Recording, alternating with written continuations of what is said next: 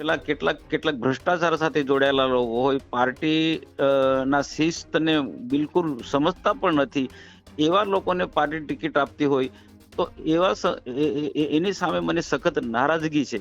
નગરપાલિકાની ચૂંટણી લડવાનો મને મોકો મળશે આ અપેક્ષા સાથે સખત કામ કરતો હશે. આ કઈ ભજન મંડળી થોડી છે, એટલું ભજન કરવાનું રાજનીતિ છે. એટલે રાજનીતિમાં મહત્વકાંક્ષા એ હોવી જરૂરી છે. અમુક પાર્ટીના જે નિયમો જે છે એ બધા જ ખોટા નથી, પણ ક્યાંક ક્યાંક કેટલાક ખોટા જે લોકો છે, કેટલાક ભ્રષ્ટાચાર સાથે સંડોવાયેલા લોકો, એને પણ નિયમ લાગુ પાડો ને. તમને એક જ નાનો કાર્યકર્તા 3 ટર્મ લડી ગયો, એની ઉંમર થઈ ગઈ, આ ધ્યાનમાં આવે છે. તાલુકા પંચાયતના સભ્ય કે જિલ્લા પંચાયતના સભ્ય સાથે 20-25-30 કાર્યકર્તા એની સાથે નારાજ થાય તો આનાથી પાર્ટી નુકસાન થવાનું જ છે. ત્યારે જ ન્યૂઝરૂમ ગુજરાતની યુટ્યુબ ચેનલને સબસ્ક્રાઇબ કરો અને ઇન્સ્ટાગ્રામ અને ફેસબુક પર ફોલો કરો.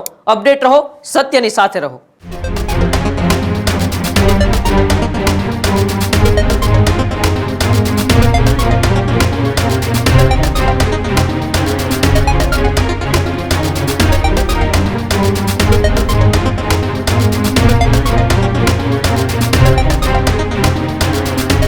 આપણી સાથે ભરૂચના સાંસદ મનસુખભાઈ વસાવા જોડાયેલા છે. મનસુખભાઈ, ખૂબ ખૂબ સ્વાગત છે. જી જી જી. મનસુખભાઈ, એક બાજુ સ્થાનિક સ્વરાજની ચૂંટણી અને ચૂંટણીની વચ્ચે ત્રણેય રાજકીય પાર્ટીઓની નજર એ આદિવાસી વિસ્તાર ઉપર છે. તમે જે વિસ્તારમાંથી આવો છો એ વિસ્તારમાં આમ આદમી પાર્ટી અને કોંગ્રેસ પણ મજબૂતાઈથી ચૂંટણી લડી રહી છે. ત્યારે આજનું તમારે નિવેદન અને તમે જે સવાલ ઉઠાવ્યા છે પાર્ટીની ફોર્મ્યુલા ઉપર, પાર્ટીએ બનાવેલા નિયમો ઉપર કે પાર્ટીએ જે નિયમો બનાવ્યા છે આ નિયમોના કારણે ભાજપ જ ભાજપને હરાવશે, કેમ આવું તમારે કહેવું પડ્યું? જો હું ચોક્કસ માનું છું ને, હું 1981-82 થી ભારતીય જનતા પાર્ટીનો કાર્યકર્તા, સંઘર્ષના દિવસોમાં પાર્ટીનું કામ કરવાળો હું કાર્યકર્તા છું. જ્યારે આજે એટલા માટે કે આજે વર્ષોથી ભાજપનું કામ કરનારો કાર્યકર્તા, સરકારની બહુ સારી યોજનાઓ છે, એ યોજના લોકો સુધી પહોંચાડવાનો કાર્યકર્તા, એની ટિકિટ માંથી ડ્રોપ કરવામાં આવે અને પેલા કેટલાક ભ્રષ્ટાચાર સાથે જોડાયેલા લોકો હોય, પાર્ટી ના શિસ્તને બિલકુલ સમજતા પણ નથી, એવા લોકોને પાર્ટી ટિકિટ આપતી હોય તો એની સામે મને સખત નારાજગી છે.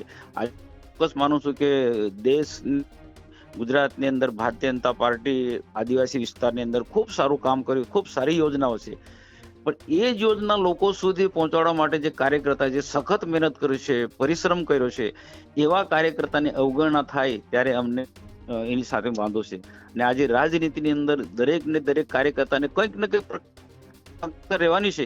એ કાર્યકર્તા ક્યારે કામ કરવાનું આવશે? એને કે ભાઈ તાલુકા પંચાયત ચૂંટણી લડવાનો મને મોકો મળશે, જિલ્લા પંચાયતની ચૂંટણી લડવાનો મોકો મળશે, નગરપાલિકાની ચૂંટણી લડવાનો મને મોકો મળશે, આ અપેક્ષા સાથે સખત કામ કરતો હશે. આ કઈ ભજન મંડળી થોડી છે, એટલું ભજન કરવાનું રાજનીતિ છે. એટલે રાજનીતિમાં મહત્વકાંક્ષા એ હોવી જરૂરી છે. તો આવી મહત્વકાંક્ષા લઈને જે કાર્યકર્તાએ સખત કામ કર્યું છે, અમને ખબર છે કેવા કાર્યકર્તાએ ફિલ્ડ પર કામ કર્યું છે, સરકારની સારી સારી યોજના લોકો સુધી પહોંચાડવાનું કામ કર્યું છે, એવા કાર્યકર્તાને જ્યારે અવગણના થાય તે મારા જેવાને દુઃખ થાય. એટલા માટે આજે મેં સ્ટેટમેન્ટ આપ્યું છે. હું માનું છું કે આનાથી પાર્ટીના લોકોએ નોંધ લેવું જોઈએ, નાજીક કેટલીક જે ભૂલો થતી એ સુધારવી જોઈએ. હું માનું છું ચોક્કસ કે અમુક પાર્ટીના જે નિયમો જે છે એ બધા જ ખોટા નથી, પણ ક્યાંક ક્યાંક કેટલાક ખોટા જે લોકો છે, કેટલાક ભ્રષ્ટાચાર સાથે સંડોવાયેલા લોકો, એને પણ નિયમ લાગુ પાડો ને. આજે એ પણ તપાસ કરું, 20-25 વર્ષ પછી એની પાસે શું પ્રોપર્ટી છે, આજે 20-25 વર્ષની અંદર કરોડો અબજોપતિ બની ગયા છે, એને બી ધ્યાનમાં લો ને. એ પાર્ટીના ધ્યાન પર નથી આવતું. તમને એક જ નાનો કાર્યકર્તા 3 ટર્મ લડી ગયો, એની ઉંમર થઈ ગઈ, આ ધ્યાનમાં આવે છે. બિલકુલ, બીજું બધું પણ ધ્યાનમાં લો ને. પણ આદિવાસી વિસ્તાર ઉપર ત્રણેય રાજકીય પાર્ટીઓની અત્યારે નજર છે કે ભાઈ આદિવાસી વિસ્તાર અમે અંકે કરી લઈએ, ત્યાં વધુના વધુ લોકો એ આપણી પાર્ટીના જીતે. તો શું ત્યાં આમ આદમી પાર્ટી કે કોંગ્રેસ સામે ભાજપ મજબૂત નથી એવું લાગે છે તમને? જો આ નિયમ ના, આદિવાસી પોકેટની અંદર ભારતીય જનતા પાર્ટી સરકારની યોજનાના કારણે મજબૂત જ છે. ગરીબોનું કામ કર્યું, ખેડૂતોનું કામ કર્યું છે, અનેક પ્રકારના રોજગારલક્ષી પ્રોજેક્ટો લઈને ચાલે છે, અને આ જ પ્રોજેક્ટો લોકો સુધી પહોંચાડવાનું કામ નાના કાર્યકર્તાએ કર્યું છે. એટલે આખા ટ્રાઇબલ પોકેટની અંદર પાર્ટી મજબૂત જ છે, પણ એ મજબૂત પાર્ટીની અંદર આવો ફિલ્ડ પર કામ કરનારો કાર્યકર્તા નારાજ થઈને બેસી જાય તો એનો સ્વાભાવિક છે કે કોંગ્રેસ અથવા તો આમ આદમી પાર્ટીના લોકો એનો લાભ લઈ જવાનો છે. આજે જે કોઈ પણ આજે કોઈ પણ ઉમેદવાર ડ્રોપ થયો હોય તેની સાથે 20-25 કાર્યકર્તા તાલુકા પંચાયતના સભ્ય કે જિલ્લા પંચાયતના સભ્ય સાથે 20-25-30 કાર્યકર્તા એની સાથે નારાજ થાય તો આનાથી પાર્ટી નુકસાન થવાનું જ છે.